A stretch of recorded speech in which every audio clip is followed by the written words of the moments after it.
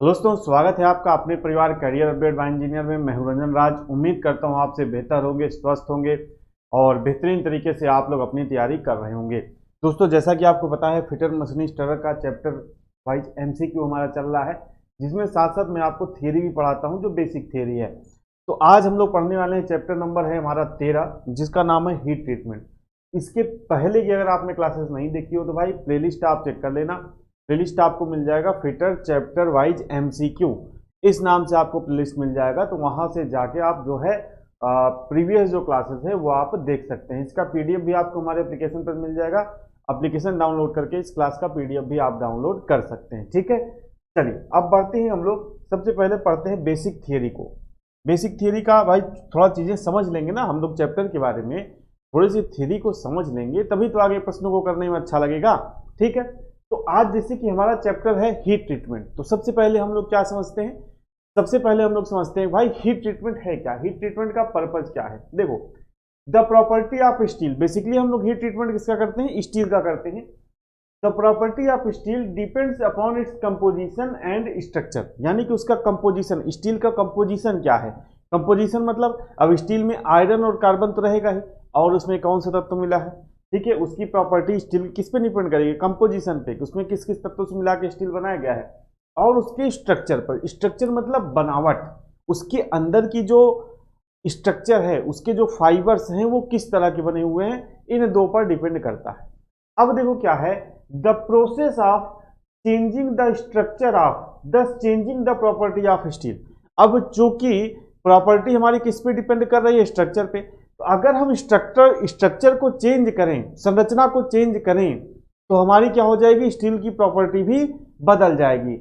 और चेंज आप कैसे करते हो? By heating and cooling is called heat treatment of steel, यानी कि स्टील को गर्म और ठंडा करके आप उसके स्ट्रक्चर को परिवर्तित करते हो और उसकी प्रॉपर्टी भी बदल जाती है। इस प्रक्रिया को क्या कहते हैं भाई? इस प्रक्रिया को कहते हैं हीट ट्रीटमेंट, और हिंदी में इसे हम लोग क्या कहते हैं? हिंदी में इसे हम लोग कहते हैं उष्मा उपचार। तो अब उष्मा उपचार आप समझ गए, हीट ट्रीटमेंट क्या होता है समझ गए। अब देखिए क्या है, स्ट्रक्चर देखिए कई तरह के होते हैं। स्ट्रक्चर आपको ऐसे नॉर्मल आपको कोई स्टील दे दी जाएगी तो आपको नहीं पता चलेगा। जब आप इसको किस में देखोगे भैया? माइक्रोस्कोप में। किसमें देखोगे? माइक्रोस्कोप में देखोगे, तब आपको पता चलेगा कि भाई स्टील का स्ट्रक्चर है क्या। मतलब क्योंकि स्ट्रक्चर बहुत छोटा होता है। इसको पहले स्टील को काटो या तोड़ो, और देन उसके बाद जहां पे कटा है टूटा है वहां पर देखोगे तो आपको स्ट्रक्चर दिखेगा। किसकी सहायता से दिखेगा? माइक्रोस्कोप की सहायता से। अब देखो, steel is an alloy of iron and carbon, clear है, but the carbon content steel does not exceed than 1.7%, यानी कि स्टील में जो कार्बन का कंटेंट है वो 1.7% से क्या होना चाहिए भाई? 1.7% से अधिक नहीं होना चाहिए। ठीक है, अब देखिए कुछ स्ट्रक्चर यहाँ पे दिए गए, उसके बारे में बात कर लेते हैं। पहला है आपका फेराइट। ठीक है, अब फेराइट है क्या, इसको ध्यान से समझना। आप कहोगे पिग आयरन और steel with 0% carbon is ferrite, यानी कि फेराइट स्टील का एक ऐसा स्ट्रक्चर है जिसमें कार्बन कितना होता है भैया? कार्बन होता है 0%। और इसी फेराइट स्ट्रक्चर को हम लोग क्या कहते हैं? हम पिग आयरन भी बोल सकते हैं। ठीक है, relatively soft and ductile but comparatively weak, यानी कि डक्टाइल होता है, ठीक है, यानी कि तन्य होता है, सॉफ्ट यानी कि मुलायम होता है, लेकिन क्या होता है? कमजोर होता है। फेराइट क्या है? 0% कार्बन के साथ, ठीक है, और डक्टाइल होगा, सॉफ्ट होगा, लेकिन ये क्या होगा? कमजोर होगा। दूसरा है आपका सीमेंटाइट। दूसरा आपका क्या है भाई? दूसरा है आपका cementite. When carbon exist in steel as a chemical compound of iron and carbon, it is called iron carbide. Cementite को क्या कहते हैं भाई? आयरन कार्बाइड भी कहते हैं। कार्बाइड आप लोगों ने सुना होगा, आयरन कार्बाइड और cementite. This alloy is very hard and brittle but not strong. Cementite कैसा होता है भाई? ब्रिटल होता है। ब्रिटल मतलब भंगुर होता है, ये आप सभी को पता होगा। सीमेंटाइट कैसा होता है भाई? ये भंगुर होता है, ठीक है, ब्रिटल होता है, हार्ड होता है, लेकिन ये भी क्या होता है? नॉट स्ट्रॉन्ग, मजबूत नहीं होता, ये भी कैसा है? कमजोर होता है। अगला है यूटेक्टाइड या पियर लाइट स्टील। ध्यान से समझिएगा, बहुत इंपॉर्टेंट चीजें हैं ये। जैसे कहेगा a 0.84 carbon steel are eutectoid steel is known at pearlite. आप कहेगा पियर लाइट क्या है या यूटेक्टाइड क्या है? तो आप कहोगे ऐसा स्टील जिसमें कार्बन की मात्रा एग्जैक्ट कितनी हो, 0.83 भी कहीं कहीं दिया रहता है और यहाँ पे 0.84 दिया है, तो आप 0.8384 कोई ऑप्शन में तो आप मार सकते हो। तो यूटेक्टाइड क्या है या पियरलाइट क्या है, आप क्या बताओगे कि भाई ऐसा स्टील जिसमें कार्बन की मात्रा कितनी हो, 0.84% हो, ऐसा स्टील क्या कहलाता है, यूटेक्टाइड स्टील या पियरलाइट स्टील। क्लियर है। This is much stronger than ferrite और सीमेंटाइट, यानी कि ये क्या होता है, ये सीमेंटाइट और फेराइट से क्या होता है, मजबूत होता है। कौन, आपका यूटेक्टाइड या पियरलाइट। इतना क्लियर है मेरे दोस्त। अब आगे बढ़ते हैं। अब अगला आ गया हाइपर यूटेक्टाइड। हाइपर यूटेक्टाइड में क्या है, 0.84% से कार्बन क्या हो, अधिक हो। 0.84% से कार्बन क्या हो भैया, अधिक हो। और हाइपर यूटेक्टाइड क्या है, इसमें लेस देन 0.8%। इसमें क्या हो, इसमें कार्बन 0.84% से क्या हो भैया, कम हो। ठीक है। यूटेक्टाइड क्या है, जिसमें 0.84%। हाइपर यूटेक्टाइड 0.84% से अधिक। Hyper eutectoid 0.84 sorry hyper eutectoid में 0.84% से अधिक और हाइपर यूटेक्टाइड में 0.84% से कम। ठीक है। अब ये स्ट्रक्चर वगैरह दिया गया, आप देख लो, वही चीजें जो यहाँ पे बताई गई वही आपको यहाँ पे दिखाया गया। क्लियर है भाई, आगे बढ़ते हैं। ठीक है। अब देखो यहाँ पर ध्यान से समझना, आस्टेनाइट एक स्ट्रक्चर और होता है आस्टेनाइट। अभी आगे इन सबसे रिलेटेड प्रश्न जो है आएंगे। जैसे कह रहा if steel is heated A change in structure commitment from 723 degree centigrade. और 723 डिग्री सेंटीग्रेड क्या होता है, 723 डिग्री सेंटीग्रेड होता है आपका स्टील का लोअर क्रिटिकल टेम्परेचर। दो तरह के टेम्परेचर होते हैं, एक होता है आपका लोअर क्रिटिकल टेम्परेचर और दूसरा होता है अपर क्रिटिकल टेम्परेचर, जिसे क्रमशः हिंदी में निम्न क्रांतिक तापमान और उच्च क्रांतिक तापमान कहते हैं। ठीक है। The new structure formed is called austenite. Austenite is non magnetic, यानी कि इस तरीके से जब आप क्या करते हो, स्टील को 723 डिग्री सेंटीग्रेड तक गर्म करते हो तो एक नया स्ट्रक्चर बनना शुरू हो जाता है, जिसे हम लोग क्या कहते हैं, आस्टेनाइट। अब आस्टेनाइट से आपको क्या ध्यान रखना है, आस्टेनाइट कैसा होता है, नॉन मैग्नेटिक यानी कि अचुंबकीय होता है। कैसा होता है, अचुंबकीय। If the hot steel is cooled slowly the old structure is retained and it will have fine grains which makes easily machinable. ठीक है। यानी कि अब देखो, अब अगर इसी स्ट्रक्चर को गर्म किया आपने, आस्टेनाइट बना। आस्टेनाइट कैसा है, नॉन मैग्नेटिक है। अब इसी स्ट्रक्चर को अगर आप स्लोली स्लोली कूल करो तो क्या हो जाएगा, पार्ट ऐसा बन जाएगा जिसे हम लोग इजिली मशीनेबल यानी कि आसानी से उसकी मशीनिंग कर सकते हैं। भैया आसानी से जब मशीनिंग कर पाओगे तो यही क्या हो जाएगा, यही हो जाएगा आपका एनीलिंग। समझ रहे हो बात को। और इसी तरीके से if the hot steel cooled rapidly यानी कि तेजी से ठंडा किया जाए, the austenites change into structure called martensite. और ये प्रोसेस क्या हो गया आपका, हार्डनिंग। हार्डनिंग पूछा जाता है कि जैसे आपसे पूछा एनीलिंग में कौन सा स्ट्रक्चर बनेगा, आपसे पूछेगा कि जो आपका हार्डनिंग है, हार्डनिंग के बाद कौन सा स्ट्रक्चर बनता है, तो मार्टेनसाइट। मार्टेनसाइट स्ट्रक्चर बनता है भाई, ध्यान रखना। The structure is very fine grain. ठीक है। ये वियर रेजिस्टेंट अदर मेटल, ये देख लेना। ठीक है। मतलब अगर धीरे धीरे ठंडा करोगे, एनीलिंग होगा तो क्या होगा, पार्ट की जो मशीनिबिलिटी है वो बढ़ेगी। अगर तेजी से ठंडा करोगे तो कौन सा स्ट्रक्चर बनेगा, मार्टेनसाइट। हार्डनिंग होगा और क्या होगा, एक्सट्रीमली वियर रेजिस्टेंस, और उसकी जो कटिंग प्रॉपर्टी है वो क्या हो जाएगी, बढ़ जाएगी। ठीक है। इतना क्लियर। अब कह रहा है कि heat treatment process and purpose. ठीक है। The following are various heat treatment and their purpose. Hardening, hardening का क्या पर्पस होता है, हार्डनिंग किस लिए की जाती है, तो आप कहोगे टू कटिंग एबिलिटी, यानी कि किसी चीज में काटने की क्षमता नहीं है, हार्डनिंग कर दो, काटने की क्षमता उसके अंदर आ जाएगी। दूसरा है to include wear resistance. Wear resistance का मतलब जो जैसे आप किसी चीज को घिसाव प्रतिरोधी बना रहे हो, घिसावट ना हो। ठीक है। तो वियर रेजिस्टेंस हो गया। टेम्परिंग में क्या करते हो, टू रिमूव एक्सट्रीम ब्रिटलनेस, यानी कि जब आप हार्डनिंग करते हो तो पार्ट में क्या होती है, भंगुरता आ जाती है। भंगुरता मतलब अधिक भंगुरता, जितना हमको नहीं चाहिए। तो जो एक्सेस ब्रिटलनेस होती है, अधिक भंगुरता होती है, उसको रिमूव करने के लिए हम लोग क्या करते हैं, टेम्परिंग। ठीक है। अगला क्या होता है, caused by hardening to an extent. ये मतलब टेम्परिंग हार्डनिंग के बाद फॉलो किया जाता है। अगला है एनीलिंग। एनीलिंग में क्या होता है भाई, to induce toughness and shock resistance. Toughness और शॉक रेजिस्टेंस को बढ़ाता है। To relieve strain and stress, stress और स्ट्रेन को कम करता है। टू इलिमिनेट स्ट्रेन या हार्डनेस को इंप्रूव करता है। ठीक है। टू इम्प्रूव मशीनेबिलिटी, मशीनेबिलिटी को बढ़ाता है, धातु जब मुलायम हो जाएगी तो आप उसकी आसानी से मशीनिंग कर पाओगे। टू सॉफ्टन द स्टील, यानी कि स्टील को क्या करता है भाई, सॉफ्ट बनाता है, मुलायम बनाता है।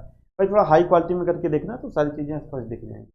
नॉर्मलाइजिंग क्या होती है, to refining the grain structure of the steel, जो मान लो जैसे आपने कोई इस पर प्रोसेस किया, कोल्ड प्रोसेस किया किसी स्टील पर, उसको तोड़ा मरोड़ा बेंड किया, तो उसके अंदर क्या होते हैं, इंटरनल स्ट्रेस डेवलप हो जाते हैं। उस स्ट्रेस को दूर करने के लिए, उसके ग्रेन स्ट्रक्चर को सुधारने के लिए हम लोग क्या करते हैं, नॉर्मलाइजिंग करते हैं, यानी कि उसे नॉर्मल कंडीशन में लाना। अब आइए कुछ और भी महत्वपूर्ण चीजें देख लेते हैं। जैसे हम लोग अगर बात करें हार्डनिंग की, ठीक है भाई, हार्डनिंग तो आपने ये तो पढ़ लिया हार्डनिंग क्या करता है, ठीक है। अब बात करते हैं कि किया कैसे जाता है, प्रोसेस की बात करते हैं। तो देखो, जिस स्टील में कार्बन 0.4% से अधिक होता है, नॉर्मली हम लोग उसी की हार्डनिंग करते हैं, पहला पॉइंट है। दूसरा है उच्च क्रांतिक तापमान, हाई क्रिटिकल टेम्परेचर, अपर क्रिटिकल टेम्परेचर जिसे आप लोग बोलते हैं। अभी आगे बात करेंगे कि अपर क्रिटिकल टेम्परेचर और लोअर क्रिटिकल टेम्परेचर होता क्या, उसके बारे में चर्चा करेंगे, ठीक है। तो कह रहा अपर क्रिटिकल टेम्परेचर से 30 से 60 डिग्री ऊपर तक गर्म किया जाता है इसको, और देन उसके बाद तेजी से वाटर या ऑयल या ब्राइन में आप अगर ठंडा कर दोगे तो आपकी क्या हो जाएगी, हार्डनिंग की प्रोसेस कंप्लीट हो जाएगी। ये दो पॉइंट आपको, तीन मतलब पॉइंट तो सभी आपको याद रखने। पूछेगा हार्डनिंग में स्टील को कैसे गर्म करते हैं, तो आप ऑप्शन दे देगा 30 से 60 डिग्री, जो आपका अपर क्रिटिकल टेम्परेचर, उच्च क्रांतिक तापमान से, उच्च क्रांतिक तापमान से नीचे, निम्न क्रांतिक तापमान से ऊपर या निम्न क्रांतिक तापमान से नीचे, तो ये आपको ध्यान रखना, ठीक है। एनीलिंग की बात करें, एनीलिंग में देखो दो तरह की जो स्टील अभी मैंने आपको बताया, इसमें एक आपका हाइपोयूटेक्टाइड स्टील और हाइपरयूटेक्टाइड स्टील। जब आप हाइपोयूटेक्टाइड स्टील की एनीलिंग करोगे तो इसमें 30 से 50 डिग्री सेंटीग्रेड से, जो इसका अपर क्रिटिकल टेम्परेचर है, उच्च क्रांतिक तापमान है, उससे 30 से 50 डिग्री सेंटीग्रेड ऊपर तक गर्म करोगे। और अगर हाइपरयूटेक्टाइड स्टील का अगर आप एनीलिंग करोगे तो आपका लोअर क्रिटिकल टेम्परेचर से 50 डिग्री सेंटीग्रेड ऊपर तक गर्म करोगे। देन इसके बाद क्या करोगे, इसको या तो भट्टी में ही छोड़ दो ठंडा होने के लिए धीरे धीरे, या कवर्ड विथ ड्राई सैंड या ड्राई ऐश, ऐश मतलब राख, राख में दबा के आप रख दो, बालू में दबा के रख दो, या फर्नेस में ही टेम्परेचर धीरे धीरे कम करते जाओ। यानी कि कुल मिला के पार्ट को कैसा ठंडा करना है, धीरे धीरे ठंडा करना है। पार्ट को कैसे ठंडा करना है भैया, धीरे धीरे ठंडा करना, ये आप ध्यान रखो। अब उसके लिए आप कुछ भी करो, फर्नेस में ही टेम्परेचर डाउन करते जाओ, धीरे धीरे पार्ट ठंडा होता जाएगा, या आप इसे सैंड के नीचे दबा के रख दो, या राख में दबा के रख दो। और cooling rate of carbon steel, carbon steel का कूलिंग रेट इसमें क्या होता है, 100 से 150 डिग्री सेंटीग्रेड पर आवर, यह आपका कूलिंग रेट इसमें होता है, ठीक है। अब बात करते हैं नॉर्मलाइजिंग की। इसमें क्या होता है, पार्ट को 30 से 40 डिग्री सेंटीग्रेड इसके अपर क्रिटिकल टेम्परेचर के ऊपर गर्म किया जाता है। देन इसको कहां पर ठंडा किया जाता है, रूम टेम्परेचर पर। मोस्ट इंपॉर्टेंट प्रश्न है मेरे भाई, पूछा जाता है कि नॉर्मलाइजिंग में कैसे ठंडा किया जाता है पार्ट को गर्म करने के बाद, ठीक है। अचानक से ठंडा कर देते हैं, या फिर आप कहोगे एयर में ठंडा करते हैं, एयर में तो ठंडा ही करेंगे लेकिन रूम टेम्परेचर, कोई अलग से जैसे व्यवस्था नहीं बनाएंगे। या कहेगा तेजी से ठंडा करेंगे, तो आप कुछ नहीं, हम इसको निकाल के रूम टेम्परेचर पर रख देंगे, धीरे धीरे ठंडा होगा, ठीक है। नॉर्मलाइजिंग देखो, जो आपकी फोर्जिंग होती है, फोर्जिंग जो पार्ट्स होते हैं, कास्टिंग के जो पार्ट्स होते हैं, ठीक है, जो वर्क हार्ड पीस होते हैं, उनकी भी हम लोग क्या करते हैं, नॉर्मलाइजिंग प्रोसेस करते हैं। टेम्परिंग क्या है भाई, तो इसमें स्टील को इसके लोअर क्रिटिकल टेम्परेचर, कहां पर, इसके लोअर क्रिटिकल टेम्परेचर के 30 से 50 डिग्री सेंटीग्रेड नीचे तक गर्म करते हैं, और देन उसके बाद ठंडा करते हैं। और हार्डनिंग के बाद आपकी क्या की जाती है, हार्डनिंग के बाद आपकी टेम्परिंग की जाती है। यह बात आप ध्यान रखना, कुछ अगर टेम्परिंग प्रोसेस किया जाता है हार्डनिंग के बाद, एनीलिंग के बाद, ठीक है, तो आप क्या कहोगे, जो टेम्परिंग प्रोसेस किया जाता है किसके बाद किया जाता है मेरे भाई, किसके बाद किया जाता है, तो ये आपका किया जाता है जो है किसके बाद, ये आपका किया जाता है हार्डनिंग के बाद, ठीक है भाई, इतना क्लियर है। अब देखिए, आप यहाँ पे अभी बार बार सुन रहे हो कि यार ये लोअर क्रिटिकल टेम्परेचर, अपर क्रिटिकल टेम्परेचर, तो ये क्या होता है, तो आइए थोड़ा सा देखिए, लोअर क्रिटिकल टेम्परेचर क्या है, तो आप कहोगे the temperature at which the change of structure to austenite start 723 degree centigrade is called the lower critical temperature of all plain carbon steel. मैंने आपको जब वहां पर मेटलर्जी पढ़ाया था तो प्लेन कार्बन स्टील और आपको एलॉय स्टील पढ़ाया था ना, तो प्लेन कार्बन स्टील की बात कर रहा है। कह रहा है which change to structure the austenite start, यानी कि ऑस्टेनाइट जब परिवर्तन शुरू होते हैं, ऑस्टेनाइट बनना जब स्टार्ट होता है जिस टेम्परेचर पर, वही क्या कहलाता है, लोअर क्रिटिकल टेम्परेचर। और ये लोअर क्रिटिकल टेम्परेचर कितना होता है, ये होता है 723 डिग्री सेंटीग्रेड। लगभग सभी स्टील के लिए लोअर क्रिटिकल टेम्परेचर क्या होता है, यही होता है 723 डिग्री सेंटीग्रेड, लगभग सभी स्टील के लिए।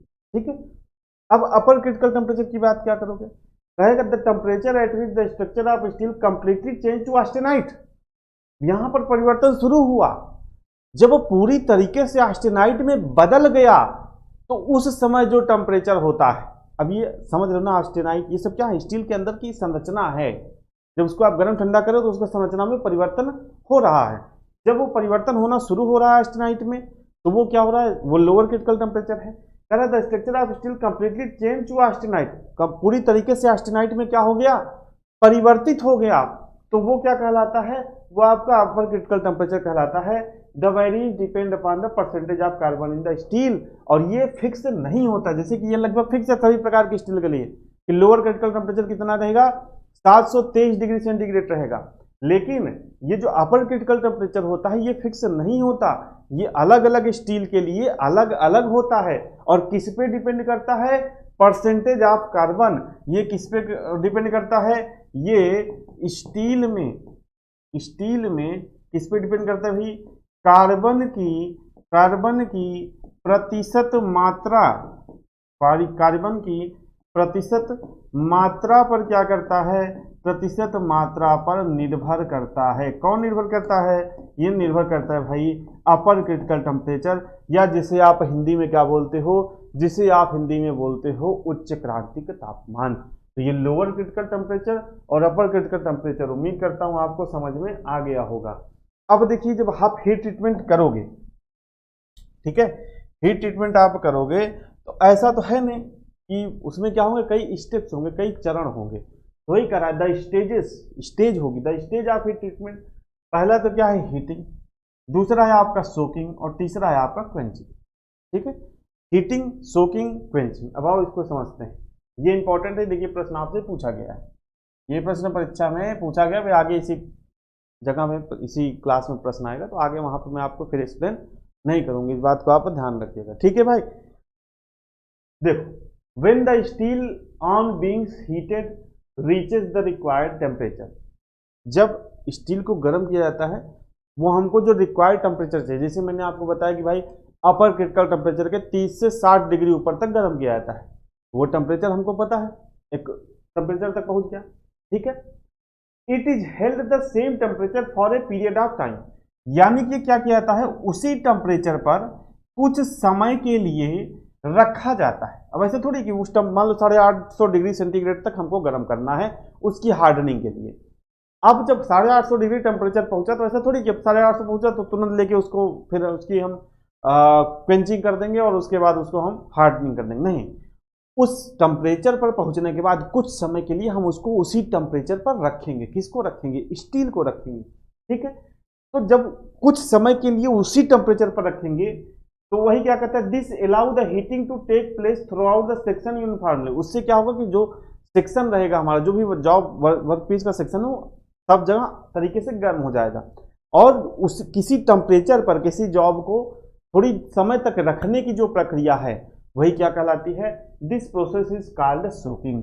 इसी प्रक्रिया को हम लोग क्या कहते हैं भाई, इसी प्रक्रिया को हम लोग सोकिंग कहते हैं। ठीक है, अब देखिए, अब हीटिंग स्टील और सोकिंग टाइम। अब देखो हीटिंग स्टील, सोकिंग टाइम समझो।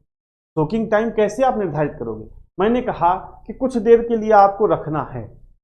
आप कहोगे भैया कितनी देर के लिए, अपने मन की मर्जी के मालिक तो हो नहीं जाएंगे हम।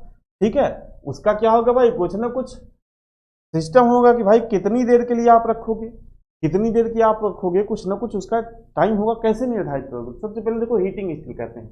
ठीक है, this depend upon the selection of the furnace, the fuel used for heating, सारी चीज ज्यादा इंपॉर्टेंट नहीं। ठीक है, अब देखो यहाँ पर ये सोकिंग टाइम समझो। सोकिंग टाइम आपके लिए क्या है, इंपॉर्टेंट है कि कितनी देर के लिए रखोगे। ठीक है, this depend upon the cross section of steel. ठीक है, यानी कि जो सोकिंग टाइम है ये किस पर निर्भर करता है भैया, स्टील के अनुप्रस्थ काट पर। ठीक है, अनुप्रस्थ काट यानी कि क्रॉस सेक्शन पर। जो कुछ हिंदी वाले बच्चे, थोड़ा थोड़ा मैं लिख दे रहा हूँ, इससे बाकी मैं हिंदी में तो बोल ही रहा हूँ मैं। ठीक है, स्टील के अनुप्रस्थ काट पर निर्भर करता है। It's chemical composition, the volume of charge in furnace and the arrangement of the charge in furnace. यानी कि चारों चीजों पर, क्रॉस सेक्शन पर केमिकल कंपोजिशन क्या है, वॉल्यूम ऑफ चार्ज क्या है, ये सारी चीजें। अब देखो यहाँ पर, a good general guide for soaking time in normal condition is 5 minute पर 10 mm ऑफ थिकनेस। पहला देखो क्या है, good general guide for soaking, 5 minute, 5 minute for 10 mm of thickness. ठीक है, देखो मतलब अगर कोई पार्ट जो आप ले रहे हो, ठीक है, उसकी मोटाई कितनी है, 10 mm है, तो उसके लिए सोकिंग टाइम क्या होगा, सोकिंग टाइम होगा आपका 5 मिनट। सोकिंग टाइम क्या होगा, 5 minute. For carbon and low alloy steel, मतलब अगर आपकी carbon and low alloy steel है, ठीक है, एंड 10 मिनट पर 10 mm of thickness for high alloy steel. देखो इसमें क्या है, 5 मिनट पर 10 mm of thickness for carbon and low alloy steel, यानी कि कार्बन स्टील है, कार्बन स्टील एंड आपका क्या है, लो एलॉय स्टील, लो एलॉय स्टील। तो इसको आप कितना रखोगे, 5 मिनट पर 10 mm। ठीक है, मतलब इसमें समझ रहे हो, अगर 10 mm है तो 5 मिनट, 20 mm अगर मोटाई है, क्रॉस सेक्शन है, तो कितना, 10 मिनट। इसी तरीके से बढ़ता जाएगा, यानी कि प्रत्येक 10 mm पर आपका 5 मिनट बढ़ेगा। जैसे 10 mm पर 5 मिनट है, तो 20 mm पर कितना हो जाएगा, 10 मिनट। इसी तरीके से 30 mm पर कितना हो जाएगा, 15 मिनट। ठीक है, तो ये आपका carbon steel and low carbon steel के लिए 5 मिनट पर 10 mm है। और अगर आपसे यही कहे हाई एलॉय स्टील के लिए, आपका यहाँ पर ये आपका अगर कहे high alloy steel, high alloy steel के लिए क्या हो गया भैया, हाई एलॉय स्टील के लिए 10 मिनट्स पर 10 mm, 10 मिनट्स पर 10 mm सोकिंग टाइम। ये इंपॉर्टेंट है, परीक्षा में पूछा गया, इसको आप ध्यान रखिएगा। ठीक है भाई, चलिए आगे बढ़ते। अगला है अब आपका प्री हीटिंग। देखो स्टील की कभी कभी प्री हीटिंग भी करते हैं, उससे क्रैक नहीं डेवलप होता है। ठीक है, तो steel should be preheated at low temperature up to 600 degree centigrade. कहेगा preheating temperature 600 degree centigrade आपका होता है। अब इसके बाद बात करते हैं क्वेंचिंग। तो क्वेंचिंग का संबंध बेसिकली किससे भाई, क्वेंचिंग का संबंध बेसिकली है आपका हार्डनिंग से। क्वेंचिंग का संबंध आपका किससे है, हार्डनिंग से, कठोरीकरण। इसको हिंदी में क्या बोलते हैं, हार्डनिंग को हिंदी में बोलते हैं आप कठोरीकरण। क्या बोलते हैं भैया, कठोरीकरण। हार्डनिंग को क्या बोलते हैं, कठोरीकरण। तो देखो depending of serviceability of the cooling required different quenching medium are used. The most widely used quenching medium are, quenching medium, देखो क्वेंचिंग मीडियम ज्यादातर वहां पर प्रयोग किया जाता है जहां पर आपको मेटल को तेजी से ठंडा करना है। अब जैसे कि आप कहोगे यार नॉर्मलाइजिंग में तो क्वेंचिंग मीडिया एयर होता है, तो आप कहते रहे हार्डनिंग में, मतलब एयर मतलब क्या, एयर अगर नॉर्मल आप रख दोगे रूम टेम्परेचर पर, अब अगर आप किसी पंखे से जबरदस्ती फ्लो कराओगे तो वो फिर हार्डनिंग के अंदर आएगा। तो क्वेंचिंग मीडियम आपका सबसे पहला है ब्राइन सोल्यूशन, वाटर, ऑयल और आपका एयर। तो ब्राइन सोल्यूशन होता है, ये सबसे ज्यादा यूज किया जाता है आपका क्वेंचिंग मीडियम के लिए। ये ब्राइन सोल्यूशन कुछ नहीं होता, इसमें आपका वाटर प्लस NaCl यानी कि नमक, क्या होता है भाई, पानी और नमक का क्या होता है, घोल होता है। ठीक है, brine solution give a faster rate of cooling while air cooling है स्लो रेट ऑफ कूलिंग। यानी कि इसकी कूलिंग क्या होती है, सबसे अधिक होती है इसमें, और एयर की कूलिंग रेट क्या होती है, सबसे कम होती है। ठीक है, तो ये आपका क्या हो गया, quenching medium. Quenching medium, quenching समझ गए, तेजी से ठंडा करना। Quenching, soaking, heating, pre heating, soaking time, ये सारी चीजें बताओ क्लियर हो रही है कि नहीं भाई। क्लियर अगर हो रही हो तो दोस्तों बस वीडियो को देखा मत करो यार, लाइक करो, शेयर भी कर दिया करो। ठीक है, तो ये अगर चीजें आपको समझ में आ रही भाई, तो ये आपको करना है। अब हम लोग बात करते हैं सरफेस हार्डनिंग की। सरफेस खाली, अब हम जैसे हार्डनिंग करते हैं तो पूरे पार्ट को हार्ड करते हैं, लेकिन सरफेस हार्डनिंग हम लोग क्या करते हैं भाई, सरफेस हार्डनिंग में सिर्फ उसकी जो ऊपरी सतह है उसको हम लोग हार्ड करते हैं। इसमें केस हार्डनिंग होता है, नाइट्राइडिंग होता है, केस हार्डनिंग के अंदर कार्बोनाइजिंग, फ्लेम हार्डनिंग और आपका इंडक्शन हार्डनिंग। ठीक है, अब केस हार्डनिंग की बात करें तो parts to be hardened by the process of made from steel with a carbon content of 0.15% so that they will not respond to direct hardening. ठीक है, यानी कि ऐसे पार्ट, जैसे मैंने आपको हार्डनिंग में बताया था ना, एक पॉइंट बताया था ना, हार्डनिंग में मैंने आपको क्या बताया कि भाई हार्डनिंग उसकी की जाती है जिसमें कार्बन 0.4% या उससे अधिक हो। अब ये 0.15% है तो उसकी हार्डनिंग हम लोग नहीं कर सकते। तो अब इसकी क्या करेंगे, हम इसकी क्या करेंगे भैया, केस हार्डनिंग करेंगे। The steel is subjected to treatment in which the carbon content of surface layer is increase about 0.9%, यानी कि इसके सरफेस में कार्बन की जो मात्रा हो 0.9% तक क्या की जाती है, बढ़ाई जाती है। ठीक है। when the carburized steel is heated and quenched, only the surface layer will respond and the core will remain soft and tough as required। अब देखो यहाँ पर सबसे पहला जो हार्डनिंग का प्रोसेस है क्या है, कार्बोराइजिंग। कार्बोराइजिंग का आपको ध्यान रखना है, कार्बोराइजिंग 3 प्रकार की होती है। कितने प्रकार की होती है मेरे भाई, कार्बोराइजिंग जो होती है आपकी 3 प्रकार की होती है। कौन कौन सी, एक होती है आपकी पैक कार्बोराइजिंग, दूसरी है आपकी लिक्विड कार्बोराइजिंग और तीसरी है आपकी गैस कार्बोराइजिंग। ठीक है। अब देखें आप, in this operation the steel is hardened to a suitable temperature in a carbonaceous atmosphere and kept at the temperature until the carbon has penetrate to the depth of required. अब देखो यहाँ पर carbon, देखो steel में जैसे जैसे carbon बढ़ता जाता है तो हार्डनिंग बढ़ती है। कार्बोराइजिंग में क्या करते हैं, कार्बोराइजिंग में हम लोग उसकी जो सरफेस है, जो भी स्टील की सरफेस है उस पर कार्बन को पेनिट्रेशन करते हैं, कार्बन का पेनिट्रेशन करते हैं। ठीक है। और जो ऊपरी सतह है वो क्या होती है, हार्ड हो जाती है। ठीक है। The carbon can be supplied as a solid, liquid और गैस, यानी कि कोई गैस हो सकती है कार्बन की सप्लाई करने के लिए सतह के अंदर, कोई गैस हो सकती है, कोई लिक्विड में आप पार्ट को डुबा के रख दो फिर उसको गर्म करो, कोई सॉलिड आप ले लो जैसे कि चारकोल हो गया, कोल हो गया, उसमें आप दबा के रख दो पार्ट को फिर उसके बाद गर्म करो, तो उस तरीके से हार्डनिंग हो जाती है। ठीक है। In all cases the carbonaceous gases coming from these materials penetration diffuse into the surface of the workpiece at the temperature between 880 degree centigrade and 930 degree centigrade. ये टेम्परेचर आपको याद रखना है। ठीक है भाई। अब बात करते हैं नाइट्राइडिंग की। तो नाइट्राइडिंग भी क्या है, एक तरह का सरफेस हार्डनिंग का प्रोसेस, जैसे कि कार्बोराइजिंग हो गया, नाइट्राइडिंग हो गया, साइनाइडिंग हो गया, फ्लेम हार्डनिंग हो गया, ठीक है, इंडक्शन हार्डनिंग हो गया। ये सभी किसके आपके एग्जाम्पल हैं, सभी केस हार्डनिंग के एग्जाम्पल हैं या सरफेस हार्डनिंग के। देखो अब इसमें क्या होगा, थोड़ा छोटा छोटा दिख रहा होगा भाई, देख रहे आप, थोड़ा सा क्वालिटी अच्छी कर लेना तो आपको दिख जाएगा। ठीक है। देखो in the nitriding process the surface is enriched not with carbon but with nitrogen. ठीक है। यानी कि नाइट्राइडिंग में जो सतह को हार्ड किया जाता है किसके द्वारा, सतह को भैया नाइट्रोजन के द्वारा, सतह को नाइट्रोजन। जैसे अभी कार्बोराइजिंग में आप किससे हार्ड कर रहे थे, कार्बोराइजिंग में आप किससे हार्ड कर रहे थे, कार्बन से। नाइट्राइडिंग में आप सतह को नाइट्रोजन से क्या करते हैं, नाइट्रोजन से हार्ड करते हैं। नाइट्रोजन से क्या करते हैं भैया, नाइट्रोजन से हार्ड करते हैं। ठीक है। There are 2 systems in common use, gas nitriding and salt bath nitriding. 2 तरह के, जैसे अभी आपने कार्बोराइजिंग में देखा solid carburising, liquid carburising, gas carburising, उसी तरीके से नाइट्राइडिंग में 2 तरह की, गैस नाइट्राइडिंग और आपका दूसरा है साल्ट बाथ नाइट्राइडिंग। अब गैस नाइट्राइडिंग में देखिए क्या होता है, the gas nitriding process consist of heating the part at 500 degree centigrade. ध्यान से समझना। ठीक है। 500 डिग्री सेंटीग्रेड तक इसमें पार्ट को क्या किया जाता है, गर्म किया जाता है। यहाँ पर मैं लिख दे रहा हूँ, बड़ा बड़ा अगर नहीं दिख रहा हो, 500 degree centigrade in a constant circulation of ammonia gas.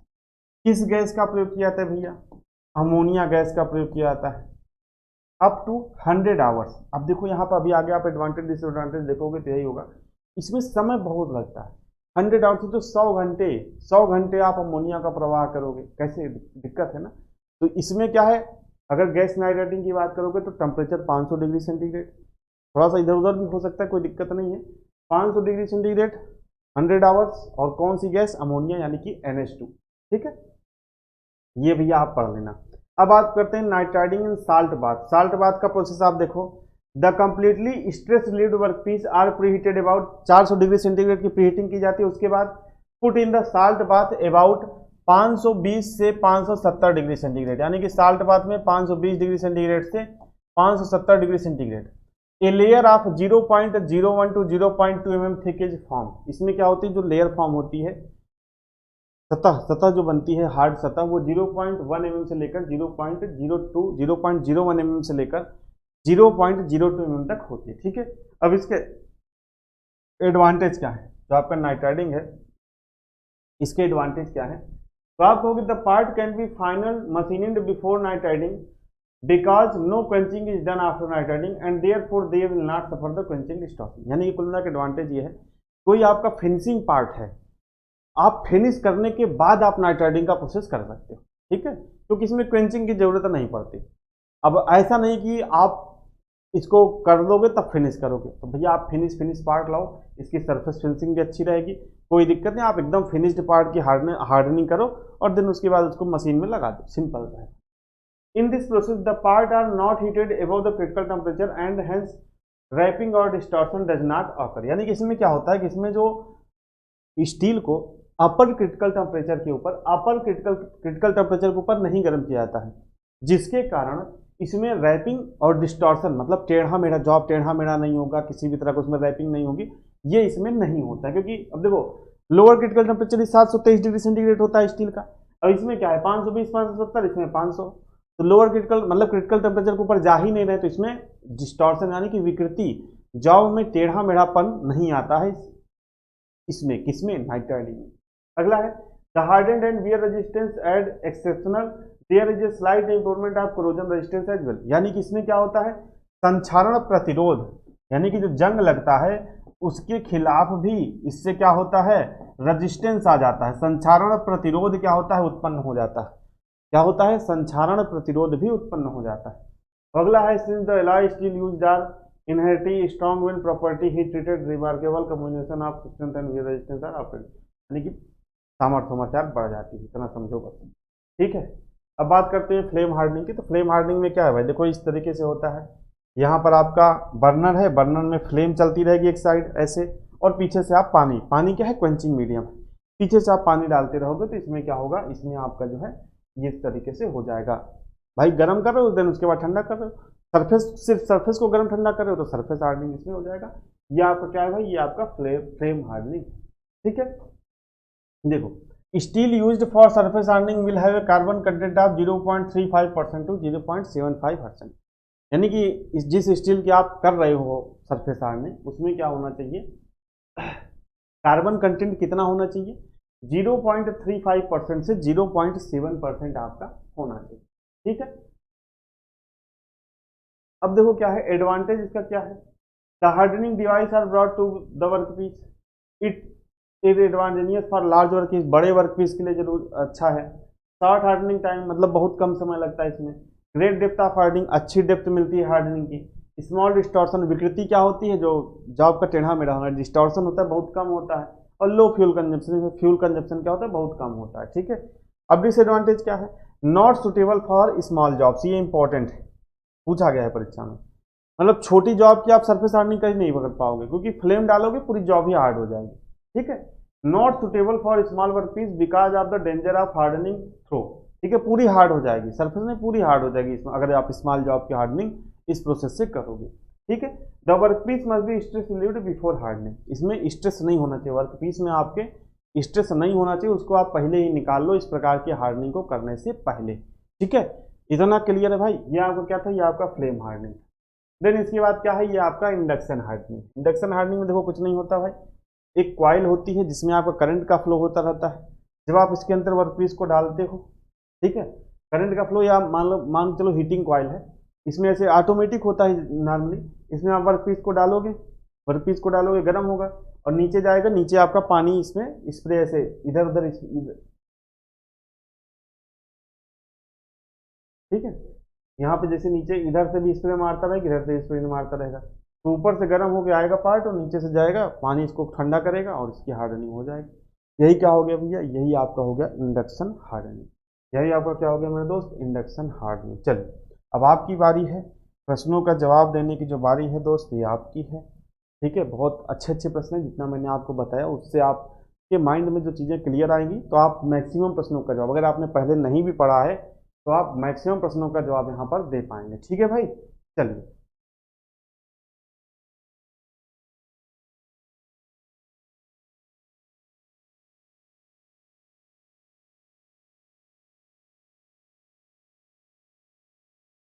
चलिए भाई, प्रश्न हम लोग थोड़ा यहाँ पे जल्दी जल्दी करेंगे।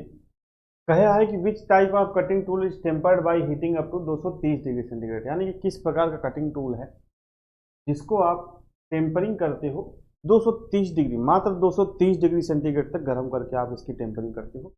तो ये आपका कौन सा टूल होता है भाई? ये आपका टर्निंग टूल होता है। कौन सा टूल होता है मेरे दोस्त? ये आपका होता है टर्निंग टूल। ठीक है, चलिए आगे बढ़ते हैं। अगला है what is the name of steel structure obtained by rapid cooling after heating. देखो, जब आप रैपिड कूलिंग करोगे, यानी कि क्या करोगे भाई? तीव्र शीतलन। जब आप क्या करोगे भाई? तीव्र शीतलन आप कर रहे हो, इसका मतलब अगर तीव्र शीतलन आप कर रहे हो तो इसका मतलब आप क्या कर रहे हो भैया? इसका मतलब आप कर रहे हो हार्डनिंग। क्या कर रहे हो मेरे दोस्त? इसका मतलब आप क्या कर रहे हो? इसका मतलब आप कर रहे हो हार्डनिंग। जब आप हार्डनिंग करते हो तो कौन सा स्ट्रक्चर बनता है? मैंने अभी आपको बताया था शुरू शुरू में इस क्लास में। जब आप हार्डनिंग करते हो तो कौन सा स्ट्रक्चर बनता है भाई? मार्टेनसाइट। कौन सा स्ट्रक्चर बनता है? मार्टेनसाइट स्ट्रक्चर आपका बनता है। तो कौन सा ऑप्शन सही हो जाएगा? कौन सा ऑप्शन सही हो जाएगा मेरे दोस्त? ऑप्शन नंबर सी आपका यहाँ पर सही हो जाएगा। अगले प्रश्न की तरफ बढ़ते हैं। अगला है a piece of steel is heated to the required temperature for heat treatment and held at the temperature for a period of time. यानी कि देखो, इसमें क्या कह रहा है कि स्टील के एक टुकड़े को ताप उपचार के लिए आवश्यक तापमान तक गर्म किया जाता है और कुछ समय तक उस तापमान पर रखा जाता है। उस अवधि को क्या कहा जाता है भाई? जिस जिस तापमान पर आप कुछ समय के लिए रखोगे, उसको अभी मैंने आपको बताया था, उसको हम लोग क्या कहते हैं? उसको हम लोग कहते हैं सोकिंग। और आपने देखा कि किसी स्टील के लिए 5 मिनट पर डेसिमम और जो आपका और स्टील है उसके लिए 10 मिनट पर डेसिमम होता है। अभी याद रखना, आगे प्रश्न आएगा। अगला है आपका during heat treatment when carbon is dissolved to form solid solution. Solid solution, solution कब बन रहा था भाई? जब आपका ऑस्टेनाइट बन रहा था। अभी पीछे आप क्लास जाके देखना, अगर आपने ध्यान नहीं दिया होगा तो आप पीछे क्लास जाके देखना। कह रहा है कि उष्मा उपचार के दौरान जब कार्बन ठोस घोल बनाने के लिए घुल जाता है तो उसे किस रूप में जाना जाता है? उसे हम लोग जानते हैं ऑस्टेनाइट के फॉर्म में। किस फॉर्म में? ऑस्टेनाइट के फॉर्म में हम लोग जानते हैं। अगला है आपका in sherardizing zinc powder is placed in a rotating steel barrel which is heated to a temperature around कितना? 370 डिग्री सेंटीग्रेड। अगर मैं आपसे कहूं कि भाई ये शेयरडाइजिंग है क्या? शेयरडाइजिंग है क्या? ठीक है, तो ये शेयरडाइजिंग में आप गैल्वेनाइजिंग भी होता है। शेयरडाइजिंग में क्या है? जिंक, जिंक की आप कोटिंग करते हो। इसमें भी क्या करते हो? जिंक की कोटिंग करते हो। किस पर कोटिंग करते हैं? आयरन एंड स्टील पार्ट्स पर। आयरन एंड स्टील पार्ट्स पर क्या करते हैं भैया? आयरन एंड स्टील पार्ट्स पर जिंक की कोटिंग करते हैं। किस लिए करते हैं? उसको कोरोजन रेजिस्टेंस,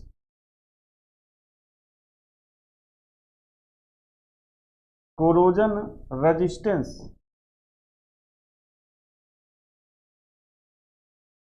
यानी कि संक्षारण प्रतिरोध के लिए, ताकि उसमें क्या हो? जंग वंग न लगे। किस लिए करते हो भैया? संक्षारण प्रतिरोध के लिए। यही प्रक्रिया क्या कहलाती है? शेयर डाइजिंग। इसमें स्टील बर्नल को कितने डिग्री सेंटीग्रेड पर? तो 370। कितने डिग्री सेंटीग्रेड पर? 370 डिग्री सेंटीग्रेड के आसपास गर्म करते हैं। अगला है आपका while normalising the heated component should be cooled. जब आप नॉर्मलाइजिंग कर रहे हो तो हीटेड जो आपका पार्ट है उसको आप ठंडा कैसे करोगे? जैसे मैंने आपको बताया, जब आप हार्डनिंग करते हो तो क्या करते हो भाई? तेजी से ठंडा करते हो। किस में? या तो वाटर में, या तो ऑयल में, या तो आपका ब्राइन में। जब आप एनिलिंग करते हो तो धीरे धीरे ठंडा करते हो। कैसे? या तो फर्नेस में, या तो सैंड के में दबा के रख दो, या कि राख में दबा के रख दो। धीरे धीरे ठंडा करते हो। जब आप बात आती है आपकी किसकी? बात आती है नॉर्मलाइजिंग की। तो नॉर्मलाइजिंग में आप क्या करते हो? Room temperature. रूम टेम्परेचर ज़्यादातर 20 से 30 डिग्री सेंटीग्रेड हमारा रूम टेम्परेचर माना जाता है। रूम टेम्परेचर पर आप रख देते हो ठंडा होने के। ठीक है, तो वही क्या है? नॉर्मलाइजिंग। मैंने आपको बताया था। तो आप कहोगे ठंडा कैसे करते हैं? कमरे के तापमान पर शांत हवा में। अगर आप पंखा फैन चला दोगे, ब्लोअर चला दोगे, तो वो क्या हो जाएगी? वो आपकी फिर रैपिड कूलिंग हो जाएगी। और रैपिड कूलिंग हो जाएगी तो प्रोसेस क्या हो जाएगा? हार्डनिंग। यानी कि शांत हवा, हवा आप चलाओगे नहीं, बस कमरे के तापमान पर आप रख दोगे। ठीक है, कमरे के तापमान पर शांत हवा में ठंडा करोगे। किसमें भैया? और आप करोगे नॉर्मलाइजिंग। कोई दिक्कत, कोई समस्या? कोई दिक्कत, कोई समस्या होगी तो कमेंट में लिख दीजिएगा। ठीक है भाई, चलिए आगे बढ़ते हैं। अगला है जब माइल्ड स्टील को 1300 डिग्री सेंटीग्रेड तक गर्म किया जाता है तो यह सफेद रंग दिखाता है, और जब इसे 800 डिग्री सेंटीग्रेड पर गर्म किया जाएगा तो इसका रंग कैसा होगा। बेसिकली देखिए फोर्जिंग का है आपका क्वेश्चन, और फोर्जिंग ऑलरेडी मैं आपको पढ़ा चुका हूँ, तो फोर्जिंग का क्लास जरूर देख लीजिएगा। फोर्जिंग बुक्स वगैरह में आपको मिलता नहीं, लेकिन प्रश्न वहां से पूछ लेता है आपका, ठीक है। अगर 800 डिग्री, देखो याद करने वाली चीज़ है दोस्त, ये इसमें ऐसा कुछ समझाने वाला नहीं कि मैं इसमें समझाऊं, इसमें आपको ध्यान रखना पड़ेगा भाई 800 डिग्री सेंटीग्रेड होगा, या चेरी लाल हमारा कब दिखाएगा, लाल कब दिखाएगा, ऑरेंज कलर किस टेम्परेचर पर दिखाएगा, येलो कलर किस टेम्परेचर पर दिखाएगा, व्हाइट सफ़ेद कलर किस टेम्परेचर पर दिखाएगा। ये सारे टेम्परेचर मैंने आपको फोर्जिंग में पढ़ाए हैं, तो ये याद करने पड़ेंगे, इसमें ऐसा कुछ समझाने वाला है नहीं दोस्त, ठीक है। तो अगर 800 डिग्री सेंटीग्रेड होगा तो फीका चेरी लाल होगा, डल चेरी रेड, ठीक है। ये याद करने वाली चीज़ भाई, देखो इसमें समझाने जैसा कुछ नहीं, ठीक है। चलिए आगे बढ़ते हैं। अगला है एचएस शेपर उपकरण। सबसे पहले बताओ जो शेपिंग टूल है ये कैसा टूल है, मल्टी पॉइंट कटिंग टूल है या सिंगल पॉइंट कटिंग टूल है। तो देखो जो शेपर का टूल, जब शेपर में जो टूल होता है कैसा टूल होता है, शेपर में जो टूल होता है भाई ये होता है आपका single point cutting tool. Shaper में जो टूल होता है ये कैसा टूल होता है, शेपर में जो टूल होता है ये आपका होता है सिंगल पॉइंट कटिंग टूल। कैसा टूल होता है मेरे दोस्त, सिंगल पॉइंट कटिंग टूल होता है, ठीक है। HS shaper tool can resist heat, कितने डिग्री सेंटीग्रेड तक ये क्या करते हैं, हीट का प्रतिरोध कर सकते हैं, गर्मी का प्रतिरोध कर सकते हैं, हीट का प्रतिरोध कर सकते हैं, तापमान का प्रतिरोध कर सकते हैं। तो ये कितना होता है भाई, ये होता है आपका 600 डिग्री सेंटीग्रेड। कितना होता है, 600 डिग्री सेंटीग्रेड। अगला है, ठीक है, a punch is made out of unalloyed steel after hardening a crack take place, what can be reason to develop the crack. यानी कि इसमें क्या होता है, हार्डनिंग करने के बाद क्रैक डेवलप हो जाता है। क्या हो जाता है भाई, क्रैक। तो इसका क्या रीजन हो सकता है, तो देखिए भाई बुक में वगैरह में तो दिया है कि पंच बहुत कम गर्म, यानी कि आप टेम्परेचर कम गर्म कर रहे हो, बहुत कम गर्म कर रहे हो और उसकी हार्डनिंग कर दे रहे हो, ठीक है। जो बुक वाला है वही हम लोग मानेंगे, जो निमी का है वही हम लोग मानेंगे। तो द पंच इज टू लिटरेटेड, पंच को कम गर्म किया गया, ठीक है। अगला है आपका a given component cracked after heat treatment, what can be the possible reason, ठीक है। अब इसमें कह रहा है कि वहां पे हार्डनिंग था, यहाँ पे हीट ट्रीटमेंट, हालांकि वो हार्डनिंग नहीं होगा। What can be the possible reason, possible reason आपका क्या हो सकता है, ठीक है। पॉसिबल रीजन आप अगर इस ऑप्शन से इसे देखोगे तो इसमें होगा it was suddenly cooled in brine. इस चारों ऑप्शन के हिसाब से देखोगे कि यहाँ पर जो क्रैक होने का रीजन क्या हो सकता है, यहाँ पर जो आपका क्रैक होने का रीजन क्या हो सकता है कि भाई it was suddenly cooled in brine, इसे अचानक नमकीन पानी मैंने आपको बताया था ना कि ब्राइन क्या होता है, वाटर में अगर आप नमक डाल दो तो क्या होता है, ब्राइन सोल्यूशन बन जाता है। तो जिसे आप लोग क्या बोल सकते हो, नमकीन पानी भी बोल सकते हो, ठीक है।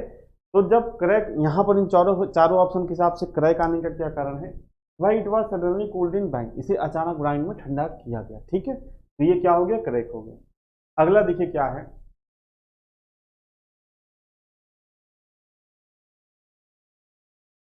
अगला है आपका the plastic which form to shape by application of heat and pressure without any chemical change is known as, ठीक है। यानी कि ऐसा प्लास्टिक जिसे आप गर्म करो और उसके बाद उसको किसी भी शेप में ढाल लो, लेकिन उसकी जो संरचना में कोई परिवर्तन ना हो, ऐसे प्लास्टिक को हम लोग क्या कहते हैं, ऐसे प्लास्टिक को हम लोग कहते हैं थर्मोप्लास्टिक। कौन सा प्लास्टिक कहते हैं भाई, थर्मोप्लास्टिक। ऐसे प्लास्टिक को हम लोग यहाँ पर कहते हैं, ठीक है।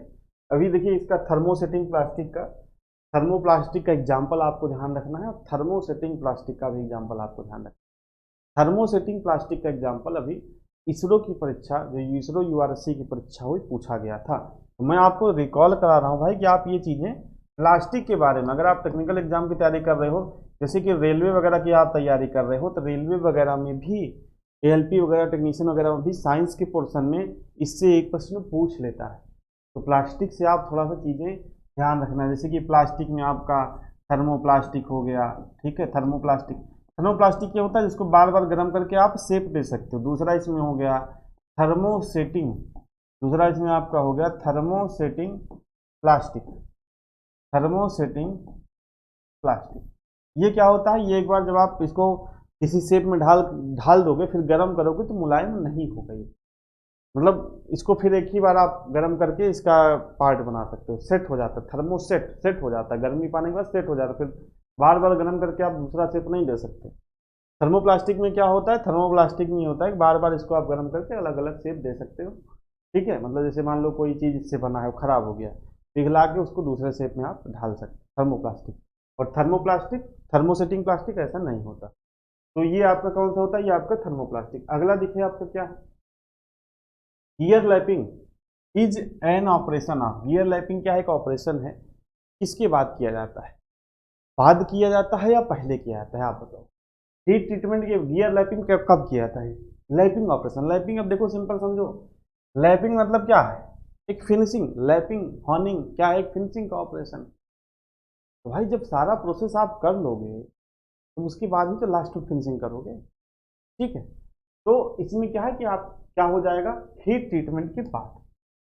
गियर लैपिंग ऐसा एक जो आप ऑपरेशन है, किसके बाद किया जाता है भाई, किसके बाद किया जाता है, तो आप कहोगे हीट ट्रीटमेंट के बाद जो है किया जाता है, हीट ट्रीटमेंट के बाद किया जाता है।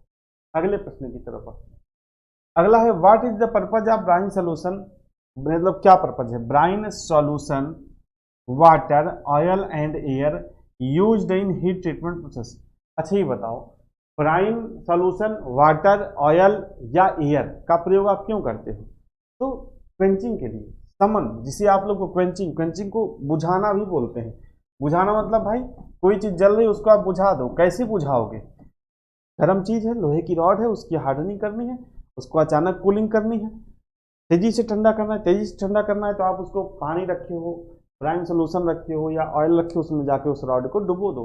गांव का देखो नॉर्मली लोहार वगैरह आप देखोगे कुल्हाड़ी वगैरह बनाएगा, खुरपी वगैरह बनाएगा, तो उसकी जो कटिंग एज है उसको हार्ड करने के लिए क्या करता है, गर्म करेगा, पीटे गुटे को बनाएगा, वो पानी में से डाल देगा, तो वो क्या हो जाएगी, हार्ड हो जाएगी। ठीक है, तो आप किस लिए इनका प्रयोग करते हैं भाई, क्वेंचिंग के लिए, क्वेंचिंग यानी बुझाने के लिए, समन के लिए आप इसका प्रयोग करते हैं इन सारी चीज़ों का, ब्राइन सोल्यूशन का, वाटर का, ऑयल का, एयर का। ठीक है, अब एयर नॉर्मल एयर नहीं, एयर मतलब जैसे आप पंखे की पंखा ले लो, कोई ब्लोअर ले लो, उसकी सहायता से जब फोर्सली फ्लो कराओगे तो तेजी तेजी कूलिंग होगी, तो वो आपका हार्डनिंग हो जाएगा। ठीक है भाई, चलिए आगे बढ़ते हैं। अगला प्रश्न है for annealing hyper hyper eutectoid steel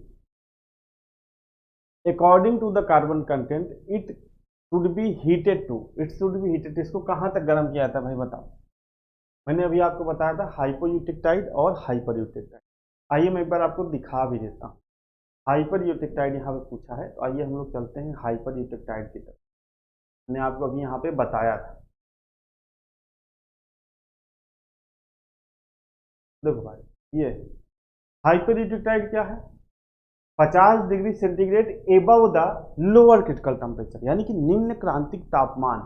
अगर आपको एनिलिंग बात करना है, एनिलिंग करना है, तो आप क्या कहोगे, आप कहोगे निम्न क्रांतिक तापमान के 50 डिग्री सेंटीग्रेड ऊपर गर्म करेंगे कौन सी स्टील को, हाइपर यूटेक्टाइड स्टील। तो आइए देखते हैं कि यहाँ पे इस तरह का ऑप्शन दिया है क्या। ठीक है, आइए देखते हैं भाई यहाँ पे इस तरह का ऑप्शन दिया है क्या। देखिए पहला ही ऑप्शन है 30 to 50। अब यार देखो एकदम ऐसा नहीं 50 ही, मतलब एक रेंज होती है, 30 से 50 भी आप बोल सकते हो। तो 30 डिग्री सेंटीग्रेड से 50 degree centigrade above the lower critical point, तो कौन सा ऑप्शन सही होगा। क्या ऑप्शन ए भैया यहाँ पर सही नहीं लग रहा है, क्या ऑप्शन है यहाँ पर सही नहीं लग रहा है। तो देखिए इस तरह के प्रश्न यहाँ पर मैं आपको पहले ही बता दूं कि भाई जो भी प्रश्न आप लेना अच्छे लेवल के प्रश्न आए, एकदम सिंपल प्रश्न नहीं ना, समझ रहे हो ना। मतलब अगर एक क्लास में हम लोग एक चैप्टर पढ़ रहे हैं तो देखो पहली बार तो थ्योरी पढ़ा दिया आपको आधे घंटे, और प्रश्न भी जो लाए अच्छे लेवल के प्रश्न लाए हैं।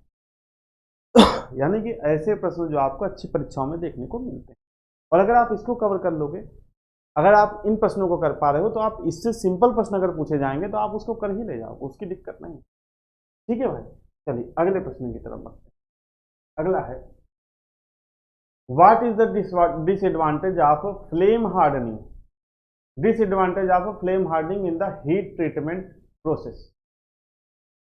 बताइए भाई इसका उत्तर क्या होगा। ठीक है, तो अभी मैंने लास्ट में आपको पढ़ा रहा था थियरी में कि जो फ्लेम हार्डनिंग है उसमें क्या होता है कि छोटे पार्ट की हार्डनिंग, फ्लेम हार्डनिंग किस तरह का हार्डनिंग प्रोसेस है, तो आप कहोगे सरफेस हार्डनिंग का प्रोसेस है। कैसा प्रोसेस है भाई? सरफेस को हार्ड करने का प्रोसेस है, ठीक है। और इसमें क्या होगा, डिसएडवांटेज क्या है कि छोटे पार्ट को जब आप हार्डनिंग करने जाओगे तो सरफेस हार्ड ना होकर वो पूरा हार्ड हो जाएगा। यही क्या है, यही इसका डिसएडवांटेज है। तो ऑप्शन नंबर 15 का कौन सा सही हो जाएगा?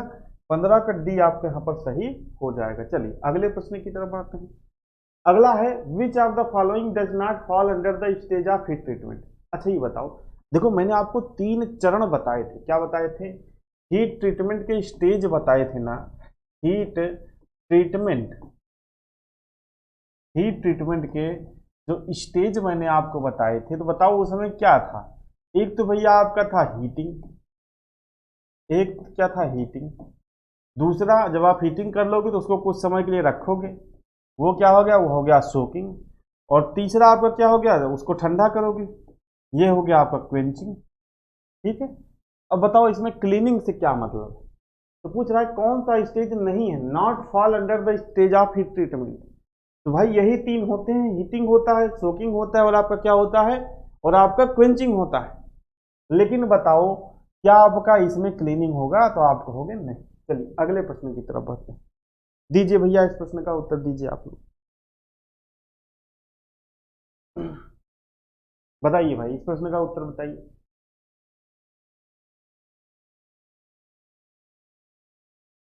भैया दो, जल्दी जल्दी दो।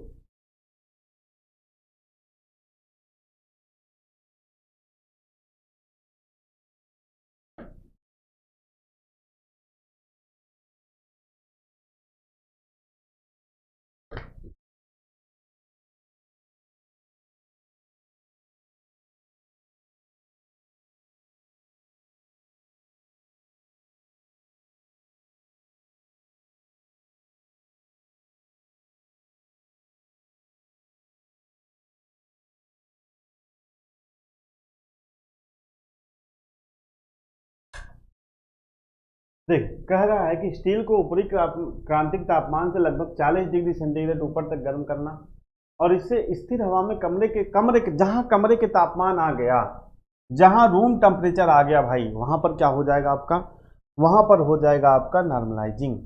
जहां पर आपका रूम टेम्परेचर आ गया वहां पे क्या हो जाएगा, वहां पे आपका नॉर्मलाइजिंग हो जाएगा। अगला देखिए क्या है, अगला देखिए annealing is the process of heating the steel above upper critical temperature and cools. यानी कि अब देखो, अब यहाँ पे हाइपर या हाइपो दिया ही नहीं, कह रहा है कि अपर क्रिटिकल टेम्परेचर के ऊपर गर्म करते हैं, कह रहा है लेकिन ठंडा कैसे करते हैं, और उसे ठंडा करने की प्रक्रिया है कैसा, एक खुली वायुमंडलीय हवा में नहीं, आप क्या कहोगे, राख या रेत से ढका हुआ, या फोर्जिंग जो फर्नेस है, जो फर्नेस है उसी में आप रख दो थोड़ी देर ठंडा होने के लिए। ठीक है। तो यहाँ पे किसका ऑप्शन दिया है, कवर्ड विथ आइस और सैंड। तो आपका ऑप्शन बी यहाँ पे क्या हो जाएगा भैया, सही हो जाएगा। ऑप्शन बी क्या होगा, सही हो जाएगा। कोई दिक्कत कोई समस्या, आप कहोगे नहीं। अगला प्रश्न है आपका, upon heat treatment of carbon steel which one of the following will give the maximum hardness. Maximum hardness आपको कब मिलेगी, जैसे हार्डनिंग आप करोगे तो टेम्परेचर पर करोगे, टेम्परेचर के बाद करोगे ठंडा करोगे, टेम्परेचर के बाद उसकी क्रंचिंग करोगे, हार्डनिंग होगी। तो यही पर कह रहा है कि मैक्सिमम हार्डनेस आपको कब मिलेगी, जब आप आस्टेनाइट, आस्टेनाइट जब बन जाएगा पूरा, आस्टेनाइट जब बन जाएगा, आस्टेनाइट के स्ट्रक्चर, देन उसके बाद आप उसकी रैपिड कूलिंग करोगे, तो वहां पर हमको क्या मिलेगी भाई, वहां पे हमको मैक्सिमम हार्डनेस मिलेगी। वहां पर हमको क्या मिलेगी, मैक्सिमम हार्डनेस। इंपॉर्टेंट प्रश्न है भाई, ध्यान रखना। अगला है आपका समतल कार्बन स्टील, यानी कि plane carbon steel, the temperature at which austenite is formed is called lower critical temperature. जब भाई आस्टेनाइट फॉर्म होना शुरू हो जाता है तो उसी को हम लोग क्या करते हैं, उसी को हम लोग लोअर क्रिटिकल टेम्परेचर कहते हैं। और लोअर क्रिटिकल टेम्परेचर सभी प्रकार के स्टील के लिए कितना होता है, लोअर क्रिटिकल टेम्परेचर सभी प्रकार के स्टील के लिए कितना होता है भाई, सभी प्रकार के स्टील के लिए होता है लगभग लगभग 723 डिग्री सेल्सियस। ठीक है। इतना क्लियर है दोस्त, इतना क्लियर है। 20 क्वेश्चन हमारा हुआ, ठीक है। अभी और भी क्वेश्चन है। बस मैं आपसे बीच बीच में यही कहता हूँ दोस्त कि क्लास को आप लोग लाइक शेयर जरूर किया करिए, क्योंकि क्लास की कंटिन्यूटी आपके रिस्पांस पर ही डिपेंड करती है। क्योंकि क्लास में काफ़ी मेहनत है भाई, क्वेश्चन आप बनाओगे, टाइप करवाओगे, तैयार करोगे, क्वेरी ढूंढ ढूंढ के लाओगे, तो आपकी एक भी एक जिम्मेदारी बनती है भाई आप सपोर्ट करिए, शेयर करिए दोस्तों के साथ कि भाई अच्छी क्लास चल रही है, आप भी जुड़िए। तो ये क्लास लगातार आपकी चलती रहेगी, ये बात आप थोड़ा सा भाई ध्यान रखिएगा मेरी। चलिए अगले प्रश्न की तरफ बढ़ते हैं।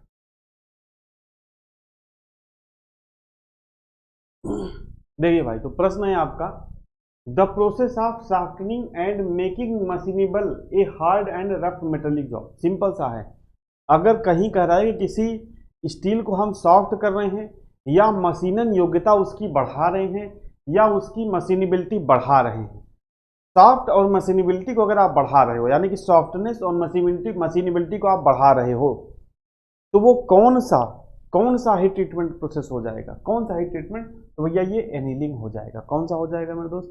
ये आपका एनीलिंग वाला हीट ट्रीटमेंट प्रोसेस हो जाएगा। अगले प्रश्न की तरफ बढ़ते हैं। अगला है, the property of the metal to change its state from solid to liquid. यानी कि कोई मेटल है, सॉलिड से लिक्विड में क्या हो रहा है? चेंज हो रहा है। क्या हो रहा है भाई? सॉलिड से लिक्विड में चेंज हो रहा है। तो इसे हम लोग क्या कहते हैं? Being heated is called. इसको हम लोग क्या कहते हैं? इसको हम लोग बोलते हैं फ्यूजिबिलिटी। इसको हम लोग क्या बोलते हैं दोस्त? फ्यूजिबिलिटी। सिंपल प्रश्न है, इसलिए मैं बहुत ज्यादा एक्सप्लेनेशन में आपका समय नहीं ले रहा हूं। अगला है आपका, अगला प्रश्न है, कह रहा है, high speed steel is pre heated before heating at the right hardening temperature. यानी कि हाई स्पीड स्टील को सही सख्त तापमान पर गर्म करने से पहले गर्म किया जाता है। इसके पीछे का कारण क्या है? इसके पीछे का कारण है भाई क्रैक्स को हटाना, टू रिमूव क्रैक्स। यानी कि प्री हीटिंग जो आप कर रहे हो, ये किस लिए कर रहे हो? कि आप कर रहे हो क्रैक्स को रिमूव करने के लिए, या क्रैक्स ना आए हार्डनिंग के बाद, इसके लिए आप क्या कर रहे हो भाई? इसके लिए आप क्या कर रहे हो? प्री हीटिंग कर रहे हो। अगला है आपका, अगला है, देखो लिक्विड कार्बोनाइजिंग में गर्म की हुई कार्बोनाइजिंग तीन तरह की मैंने आपको बताई थी, एक सॉलिड, एक लिक्विड, और तीसरी आपकी क्या? तीसरी आपकी गैस। कह रहे लिक्विड कार्बोनाइजिंग गर्म की हुई साल्ट बाथ में की जाती है। निम्नलिखित में से कौन सा कार्बोनाइजिंग साल्ट नहीं है? कार्बोनाइजिंग साल्ट भैया वो नहीं है जिसमें आपका कार्बन नहीं रहेगा। तो ये आपका क्या होगा? Sodium sulphate. Sodium sulphate, sodium sulphate, sulphate भाई क्या होता है? सोडियम माने NaSO4, ठीक है, 2NaSO4, यही होगा मुझे जहां तक लगता है इसका फार्मूला सोडियम सल्फेट का। एग्जैक्टली नहीं पता, लेकिन इसमें क्या बताओ, कहीं कार्बन है क्या? कार्बन है क्या? और कार्बोनाइजिंग में हम लोग जो हार्ड कर रहे हैं, हार्ड कर रहे हैं सतह को, किसके माध्यम से हार्ड कर रहे हैं भाई? कार्बन के ही माध्यम से तो हार्ड कर रहे हैं। और जब कार्बन है ही नहीं इसमें, तो कैसे इसको आप यूज करोगे लिक्विड कार्बोनाइजिंग? ठीक है, तो ये आपका हो जाएगा सोडियम सल्फेट। ठीक है, अगला देखिए क्या है, हाई स्पीड स्टील के टूल के लिए जो हार्डनिंग टेम्परेचर है वो क्या होता है? मैंने आपको बताया था कि जहां पर अपर, जैसे हार्डनिंग में आप क्या देखते हो, हार्डनिंग में 30 से 60 डिग्री सेंटीग्रेड एबव अपर क्रिटिकल टेम्परेचर, समझ लो ना बात को। अभी मैंने आपको पढ़ा ना हार्डनिंग में क्या करते हैं, 30 से 60 डिग्री सेंटीग्रेड एबव अपर क्रिटिकल टेम्परेचर। अब अपर क्रिटिकल टेम्परेचर फिक्स नहीं होता, वो किस पे डिपेंड करेगा? स्टील के कार्बन कंटेंट पर और भी चीजों पर। तो अब भाई जब हाई स्पीड स्टील अलग हो गई, जैसे कि स्टेनलेस स्टील की हार्डनिंग करनी वो अलग हो गई, प्लेन कार्बन स्टील अलग हो गई, तो सबके लिए टेम्परेचर क्या होगा? अलग अलग हो जाएगा। ठीक है, सबके लिए जो हार्डनिंग टेम्परेचर है वो अलग अलग हो जाएगा। यहाँ पे आपसे पूछ रहा है कि हाई स्पीड स्टील की टूल के लिए हार्डनिंग जो टेम्परेचर है वो आपका क्या होगा? तो आप क्या कहोगे भाई? वो होगा आपका 1250 डिग्री सेंटीग्रेड। कितना होगा दोस्त?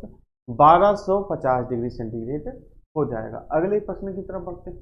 अगला है, component of C50 steel is heated to 830 degree centigrade kept at the temperature for some time and then quenched in oil। यानी कि सबसे पहले भाई उसको गर्म किया था 800 डिग्री सेंटीग्रेड तक, उसके बाद उसकी क्वेंचिंग कर दी जाती है ऑयल में। यानी कि ये प्रोसेस, यहां तक का प्रोसेस कैसा हो गया भाई? यहां तक का प्रोसेस हो गया आपका हार्डनिंग का।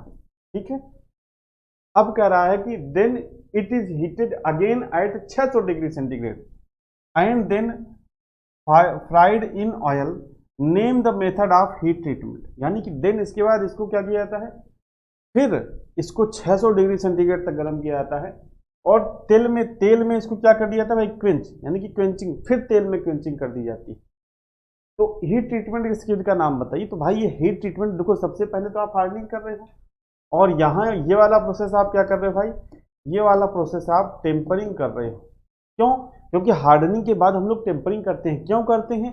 जो एक्स्ट्रा ब्रिटलनेस है, अतिरिक्त भंगुरता है, उसको हटाने के लिए हम लोग क्या करते हैं, टेम्परिंग करते हैं। तो हार्डनिंग ये प्रोसेस कौन सा हो गया, हार्डनिंग प्लस टेम्परिंग, यानी कि ऑप्शन नंबर सी आपका यहाँ पर क्या हो जाएगा भाई, ऑप्शन नंबर सी आपका यहाँ पर क्या हो जाएगा, सही हो जाएगा। ठीक है, चलिए आगे बढ़ते हैं। अगला है in nitriding method NH3 gas is release. अब देखो मैंने भी आपको बताया था 500, लेकिन मैंने आपको ये भी बताया था भाई कि रेंज आपको देखनी है। अब देखो इसमें कौन सा है भाई, देखो सब तो ज़्यादा ही है, 575 से 600, 600 से 650, 650 से 700। तो 500 के सबसे नज़दीक कौन सा है, 500 से 560 डिग्री सेंटीग्रेड। ठीक है, एक रेंज में होता है, मैंने आपको कहा था ना एक रेंज में होता है, 500 एग्जैक्ट नहीं, 500 से 560 के रेंज में होता है। तो जब 500 से 560 डिग्री सेंटीग्रेड तक आपका जो पार्ट है वो गर्म कर लिया जाता है, देन उसमें अमोनिया गैस का फ्लो किया जाता है और नाइट्राइडिंग का प्रोसेस आपका हो जाता है। पूछ रहा है कि कितने डिग्री सेंटीग्रेड पर छोड़ा जाता है, तो आप कहोगे 500 से 560 डिग्री सेंटीग्रेड। NH3 मतलब अमोनिया का फार्मूला है आपका। अमोनिया का फार्मूला क्या होता है, NH3। तो NH3 कहीं लिखा हो तो आप समझ जाना है किसकी बात कर रहा है, अमोनिया गैस की बात कर रहा है। ठीक है, चलिए आगे बढ़ते हैं। अगला है high speed steel is tempered at. High speed steel को कितने डिग्री सेंटीग्रेड पर टेम्परिंग जो की जाती है हाई स्पीड स्टील की, वो कितने डिग्री सेंटीग्रेड पर की जाती है। देखो भाई ये याद करने वाली चीज़, मैं दोस्तों पहले कह रहा हूँ, इसमें ऐसा कोई रॉकेट साइंस नहीं है कि मैं आपको समझा पाऊंगा कि किसी स्टील की आप टेम्परिंग कितने डिग्री टेम्परेचर पर करोगे।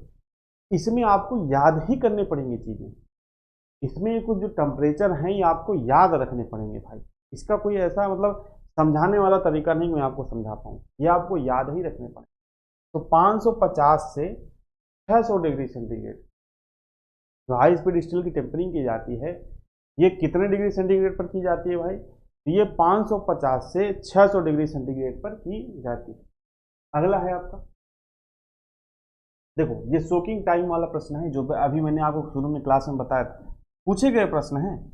तो भाई थियरी उसी हिसाब से डिजाइन करता हूँ कि आपको अच्छी चीजें मिले और प्रश्न के हिसाब से मिले। ठीक है, सोकिंग टाइम क्या होता है, अब देखो सोकिंग टाइम मैंने आपको दो बताया था, एक 10 mm थिकनेस 5 मिनट और दूसरा क्या होता है 10 mm थिकनेस 10 मिनट। अब देखो बताओ इसमें एक ही मैच ही कर रहा है यार कि 10 mm थिकनेस के लिए कितना 5 मिनट, 10 mm थिकनेस के लिए कितना भैया 5 मिनट, यानी कि कौन सा ऑप्शन सही हो जाएगा, ऑप्शन नंबर ए। ठीक है, कोई दिक्कत कोई समस्या, अगले प्रश्न की तरफ बढ़ते हैं। अगला स्टील में टफनेस बढ़ाने और ब्रिटलनेस को कम करना।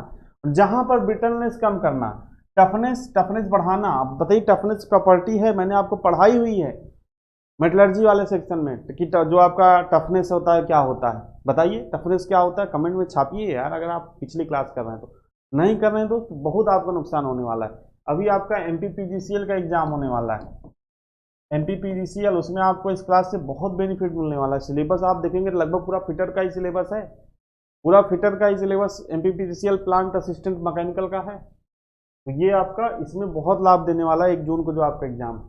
ठीक है, तो ब्रिटलनेस कम करने की बात कहीं पर आएगी तो क्या हो जाएगा भाई, टेम्परिंग हो जाएगा। अगले प्रश्न, अगला है the base of induction coil used in induction hardening. देखो भाई अभी मैंने आपको एक जॉब दिखाया था ना कि ये जॉब है, इसकी हार्डनिंग आप करते हो, तो कॉइल एक कॉइल ऐसे लगी होती है ना जिसके अंदर से आप इस जॉब को गुजारते हो, गर्म होती है फिर पानी के माध्यम से ठंडा करते हो। तो यही पूछ रहा है कि जो कॉइल है इंडक्शन हार्डनिंग में किसकी बनी होती है, तो ये आपकी बनी होती है तांबा की, यानी कि कॉपर की बनी होती है। तो ऑप्शन ए, सिंपल प्रश्न है आप सभी को पता होगा, ऑप्शन नंबर ए आपके यहाँ पर सही हो जाएगा। अगला प्रश्न है which of the following gas is not used for carburizing. देखो कार्बोराइजिंग मैंने आपको बताया था ना, अभी देखो एक लिक्विड वाला प्रश्न आया था। कार्बोराइजिंग 3 तरह से, एक सॉलिड लिक्विड गैस, तो किस गैस का उपयोग नहीं करते हैं भैया, LPG का उपयोग नहीं करते। LPG का उपयोग करोगे यार ब्लास्ट हो जाएगा, तो LPG का उपयोग आप नहीं करते हो, गैस कार्बोराइजिंग में आप LPG का उपयोग नहीं करते हो। LPG का फुल फॉर्म क्या होता है, लिक्विड पेट्रोलियम गैस। CNG का फुल फॉर्म क्या होता है, कंप्रेस्ड नेचुरल गैस। ठीक है, चलिए आगे बढ़ते हैं। अगला बताइए सीमेंटाइट में कितने % होता है, सीमेंटाइट में कितने परसेंट कार्बन और कितने परसेंट लोहा। ठीक है, जैसे देखिए मैं आपको बताता हूँ। स्टील में देखो कितने परसेंट तक होता है भैया, स्टील में आपका 1.7% तक आपका कार्बन होता है। ठीक है, कास्ट आयरन, कास्ट आयरन यानी बात कर रहे हैं किसकी, ढलवा लोहा की, ढलवा लोहा की। तो इसमें 2% मतलब 1.7% से लेकर 1.7% से लेकर आपका लगभग 4.67% तक आपका क्या होता है, इसमें आपका कार्बन होता है, कार्बन का परसेंट है। ठीक है, अब आप बात करोगे सीमेंटाइट की, सीमेंटाइट जो आपसे पूछा है, सीमेंटाइट में कितना परसेंट कार्बन होता है भाई, सीमेंटाइट में 6.67% कार्बन आपका होता है, कार्बन परसेंटेज है। स्टील में कितना 1.7, कास्ट आयरन में इतना, सीमेंटाइट में। ठीक है, बाकी मैंने अभी आपको फेराइट, यूटेक्टाइड, हाइपोयूटेक्टाइड और हाइपर यूटेक्टाइड में, इन सभी में मैंने अभी आपको कार्बन का परसेंटेज बताया। तो बताओ सीमेंटाइट में 6.67% कार्बन और 93.33% आपका क्या होता है, 93.33% आपका लोहा होता है। अगले प्रश्न की तरफ बढ़ते हैं। अगला प्रश्न कह रहा है powder metallurgy does not belong to, powder metallurgy का संबंध किससे नहीं है, तो पाउडर मेटलर्जी का संबंध कास्टिंग से नहीं है। कास्टिंग एक अलग डिपार्टमेंट है, मेटलर्जी एक अलग डिपार्टमेंट, तो कास्टिंग से इसका संबंध नहीं है। अगले प्रश्न की तरफ बढ़ते हैं। अब देखिए यहाँ पर हार्डनेस, जैसे कि आप हीट ट्रीटमेंट में क्या पढ़ोगे भाई, हार्डनिंग पढ़ते हो ना।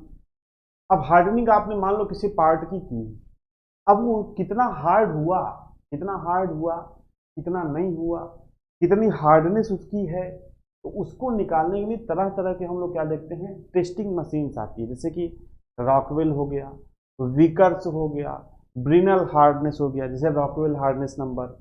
ठीक है, हार्डनेस रॉकवेल सी, HRC आपने नाम सुना होगा, HRB आपने नाम सुना होगा। तो जब आप हार्डनिंग करते हो किसमें, हीट ट्रीटमेंट में, तो टेस्टिंग भी आप इसी में करोगे। ठीक है, तो जो हार्डनेस को टेस्ट करने की कई नंबर्स होती है, मतलब अलग अलग वैज्ञानिकों ने मशीन बनाई, तो उनके नाम पर क्या कर दिया गया भाई, नंबर रख दिया गया, जैसे कि Rockwell hardness, Rockwell hardness number. ठीक है, Brinell hardness number, Vickers hardness number, इस तरह की कुछ मशीन होती है। यहाँ पर आप पार्ट को रखते हो। ठीक है, इसमें क्या लगा होता है, एक इंडेंटर लगा होता है, इंडेंटर मतलब एक ऐसा टूल जो बहुत हार्ड होता है, और क्या करता है भैया, इस पार्ट में इसको दबाया जाता है, इसको दबाया जाता है, तो इस पार्ट में क्या कर देता है, गड्ढा कर देता है। तो जितना फोर्स आपने लगाया और जितना गड्ढा हुआ, उस एक फार्मूले के हिसाब से हम लोग क्या निकालते हैं, निकाल लेते हैं भाई ये जॉब जो है आपकी ये कितनी हार्ड है, ये जो जॉब है कितनी हार्ड है। यहाँ पर जो ये मशीन दिखाया गया है कैसा है भाई, रॉकवेल हार्डनेस टेस्टिंग मशीन। ये क्या होता है, ये जो यहाँ पे लगा होता है टेस्ट करने वाला, इसको हम लोग बोलते हैं इंडेंटर। ठीक है, यही होता है इंडेंटर। यही आपसे पूछ रहा है कि Rockwell hardness testing machine, Rockwell hardness testing machine का जो आपका इंडेंटर है, ये जो इंडेंटर है ये किसका बना होता है, तो ये बना होता है डायमंड का। किसका बना होता है भाई, डायमंड का। एक बात आप ध्यान रखना, जो आपकी वीकर हार्डनेस होती है, मैंने आपको तीन बताया ना, रॉकवेल हार्डनेस, ब्रिनल हार्डनेस और वीकर हार्डनेस, विकर्स, विकर्स बोलते हैं इसको। जो आपकी विकर्स, विकर्स हार्डनेस होती है, विकर्स हार्डनेस टेस्टिंग मशीन होती है, विकर्स हार्डनेस टेस्टिंग मशीन, उसका भी जो इंडेंटर है, उसका भी जो इंडेंटर है किसका बना होता है, उसका जो भी इंडेंटर है ये भी आपका डायमंड का बना होता है। इसका भी इंडेंटर किसका बना होता है भाई, इसका भी इंडेंटर आपका डायमंड का बना होता है। किसका बना होता है, इसका भी इंडेंटर डायमंड का बना। तो यहाँ पर ऑप्शन नंबर बी आपका यहाँ पे सही हो जाएगा। कभी कभी देखिए आपसे पूछता है इंडेंटर का कोण, तो इसके जो इंडेंटर का कोण होता है, इसका नहीं, ये जो आपका रॉकवेल हार्डनेस टेस्टिंग मशीन है, इसका जो इंडेंटर का कोण होता है, एंगल होता है, ये कैसा होता है भाई, ये होता है आपका 120 डिग्री। कितना होता है, जो इसका इंडेंटर होता है, इसका जो आपका इंडेंटर का कोण होता है कितना होता है, 120 डिग्री। ठीक है, और इसमें दो तरह की नंबर्स के द्वारा जो हार्डनेस है वो चेक की जाती है। एक होता है आपका HRB, जिसे आप लोग बोलते हो हार्डनेस, हार्डनेस रॉकवेल बी, और दूसरा क्या होता है, दूसरा होता है आपका HRC, जिसे आपका कहते हो हार्डनेस रॉकवेल सी। पहला क्या है HRV, दूसरा क्या है HRC। जैसे आप लोग देखते हो ना रेती की कठोरता HRC में 63 HRC 60 HRC, तो वो क्या है वही है हार्डनेस रॉकवेल सी। ठीक है, इतना क्लियर है भाई, इतना क्लियर है तो आगे बढ़ते हैं। अगला देखिए रॉकवेल हार्डनेस टेस्टिंग मशीन के इंडेंटर का कोण मैंने अभी आपको तुरंत पहले बताया कि जो हार्डनेस रॉकवेल टेस्टिंग मशीन है इसके इंडेंटर का जो कोण है ये कितना होता है 120 डिग्री। तो ऑप्शन आपका 36 का कौन सा हो जाएगा, 36 का सी आपका हो जाएगा 120 डिग्री। अगले प्रश्न की तरफ बढ़ते हैं कि ब्रिनल्स हार्डनेस टेस्टिंग मशीन का इंडेंटर किस पदार्थ का बना होता है। जैसे मैंने अभी आपको बताया रॉकवेल हार्डनेस टेस्टिंग मशीन और विकर्स हार्डनेस टेस्टिंग मशीन, इसका इंडेंटर किसका बना होता है भाई, डायमंड का बना होता है। अब आपसे पूछ रहा है कि जो ब्रिनल हार्डनेस टेस्टिंग मशीन है इसका इंडेंटर मतलब भाई जो दबाया जिससे आप पार्ट को दबाते हो ये किसका बना होता है, तो ये बना होता है आपका टंगस्टन कार्बाइड का। किसका बना होता है मेरे भाई, ये आपका बना होता है टंगस्टन कार्बाइड। आगे बढ़ते हैं, अगला है विकर हार्डनेस टूल का पॉइंट पर कोनिकल यानी कि कोण आपसे पूछ रहा है कि विकर हार्डनेस टूल का जो इंडेंटर का कोण होता है ये कितना होता है मेरे दोस्त। ठीक है, जैसे अभी आपने मैंने आपको रॉकवेल का बताया कि इंडेंटर का कोण 120 डिग्री, वही पूछ रहा है विकर हार्डनेस टूल के पॉइंट या इंडेंटर का जो कोण होता है कितना होता है, ये होता है आपका 136 डिग्री। कितना होता है मेरे दोस्त, ये होता है 136 डिग्री। अगले प्रश्न की तरफ बढ़ते हैं, अगला है hardness of part is checked by शोर हार्डनेस मेथड। ठीक है, जो आपकी हैवी पार्ट्स होते हैं उनकी जो हार्डनेस है वो कैसे चेक की जाती है भैया, वो आपकी चेक की जाती है शोर हार्डनेस मेथड से। ठीक है,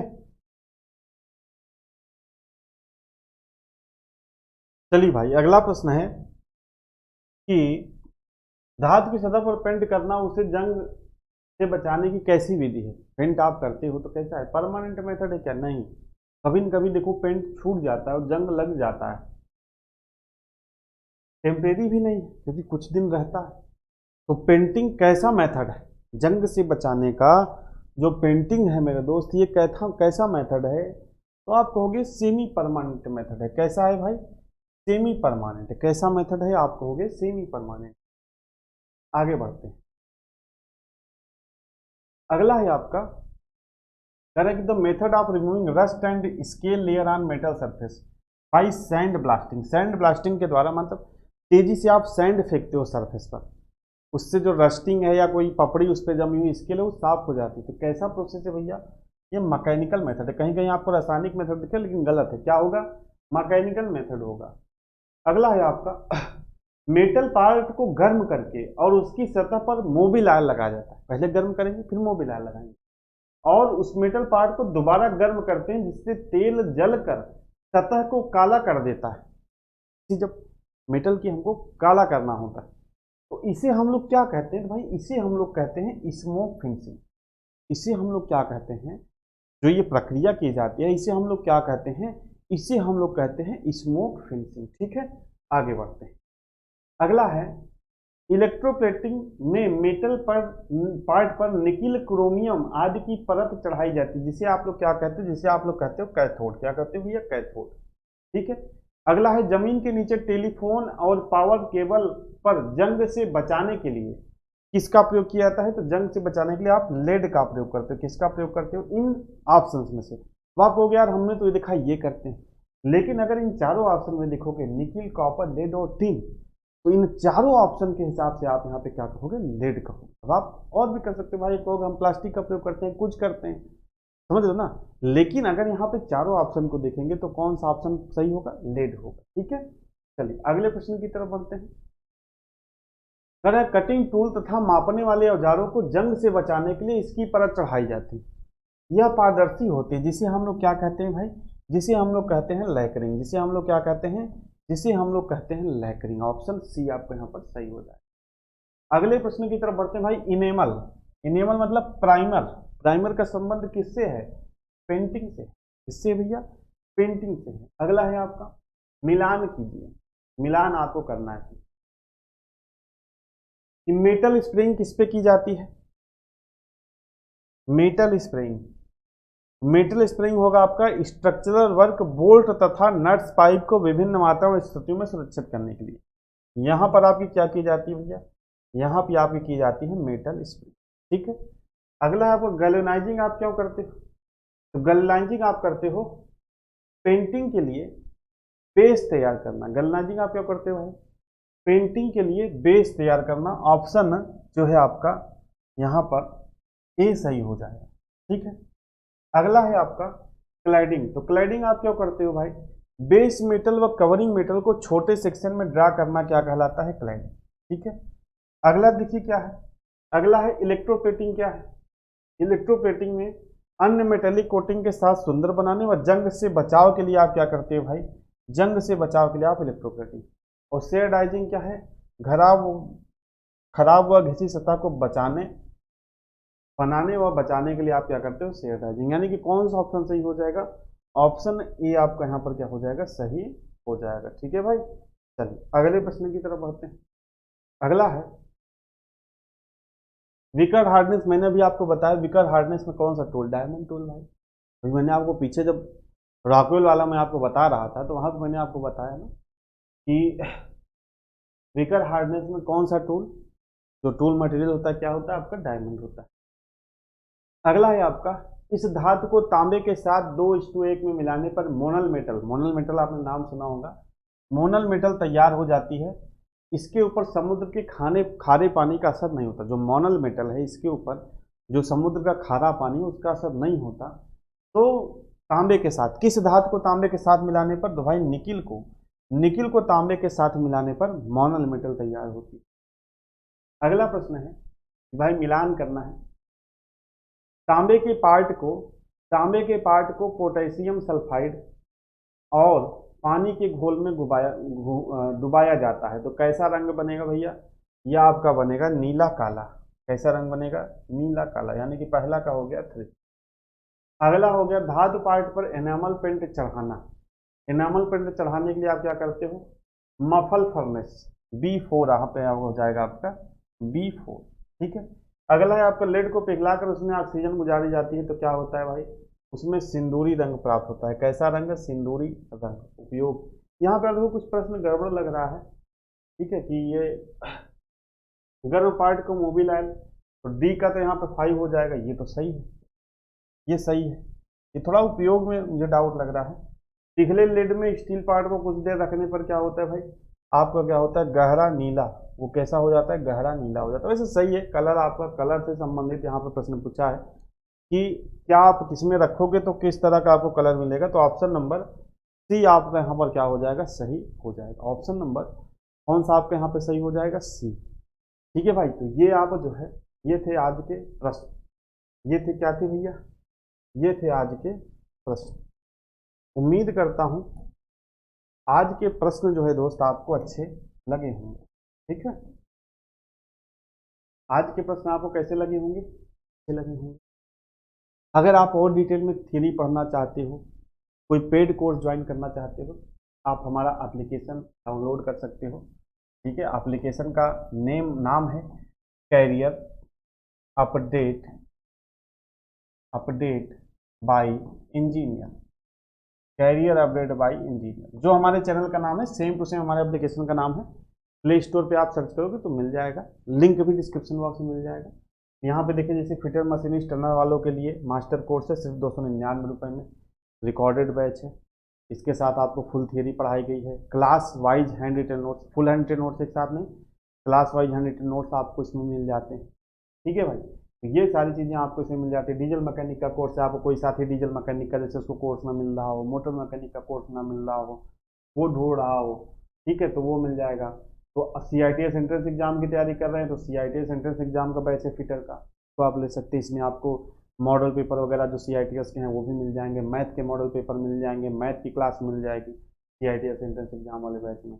और RRB LPA टेक्नीशियन का बैच लेना चाहते हैं तो कर्तव्य बैच है, इसके लिए स्पेशल रिकॉर्डेड बैच ये भी है, लेकिन इसमें आपको टेक्निकल के 15 मॉक टेस्ट आपको मिल जाते हैं। फिटर कर्तव्य बैच की बात कर रहा हूँ, और में तो थोड़े कम है, लेकिन इसमें क्या है, कर्तव्य बैच में हमने 15 मॉक टेस्ट, ठीक है, 15 मॉक टेस्ट डाले हुए हैं फिटर के, टेक्निकल के, ALP के। एएलपी का जो पहले तो टेक्नीशियन भी होता था, लेकिन अब टेक्नीशियन से हटा दिया टेक्निकल। तो एएलपी सीबीटी 2 का जो है वो टेस्ट भी हमने यहाँ पे डाला हुआ है।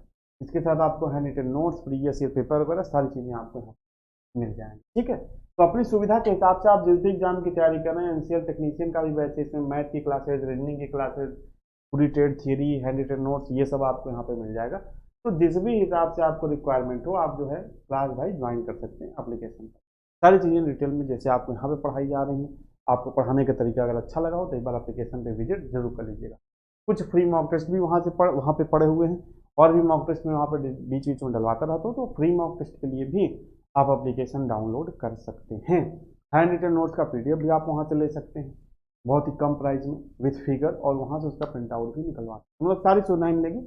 अगर आप जानना चाहते हो तो एक बार एप्लीकेशन आप विजिट कर लीजिएगा। एप्लीकेशन का नाम है करियर अपडेट बाय इंजीनियर। दोस्तों आज के सेशन में इतना ही, मिलेंगे कल नए चैप्टर के साथ, नई क्लास के साथ।